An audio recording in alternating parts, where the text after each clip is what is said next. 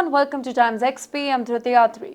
Now, if you remember, then October 1st, 26-year-old Vasundhara Oswal, daughter of Indian origin Swiss industrialist Pankaj Oswal, was taken from her family's alcohol manufacturing plant in Uganda. 20 armed men who claimed to be law enforcement officials seized her without any clear explanation or any warrant. Since that day, her family has been desperately fighting for her release. Pankaj Oswal, known for his industrial empire and years of hard work, appealed to the United Nations and wrote to Uganda's president describing his daughter's detention as unlawful and asking for international intervention.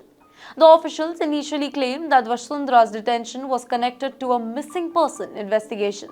However, her family firmly denied any involvement, stating that this was an act of corporate and political manipulation. Vasundhara's time in custody has been nothing short of a nightmare. Her family reported that she was denied basic needs, no changing of clothes, no access to proper shower, and no clean drinking water. Now, conditions were so harsh that Vasundhara shared on social media how she was forced to sit in a tiny room surrounded by shoes for over 90 hours. Her only contact with the outside world came through her brief family statement that revealed how she had been moving from one prison to another without notice and denied a vegetarian diet. Her father's effort to secure her release were further complicated by former employee Mukesh Minaria. Mukesh had been working with this family for years now, and recently he has been arrested near the Ugandan border, accused of making false claim about the Oswal family to avoid paying back $2 lakh, and that's a loan, based on an allegation that they were involved in his supposed disappearance.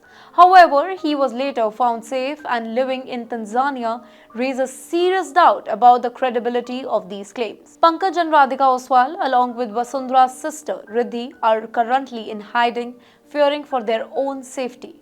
They are now entirely focused on bringing Vasundhara home. Now, the situation has been devastating for the Oswal family and has sparked major concern in India, where the family is really well known. This particular case highlights a larger issue that Indian families living and doing business abroad sometimes face, and that is vulnerable to local power struggles and manipulation. It's a stark reminder of the challenges and risk for Indian business owners and their families in the foreign countries. Vasundhara's family continued to plead for justice, determined to bring her home and end this painful ordeal. This story resonates with Indian families everywhere who hopes for a fair outcome and an end to the young woman's suffering. For more such videos, do follow TimesXP.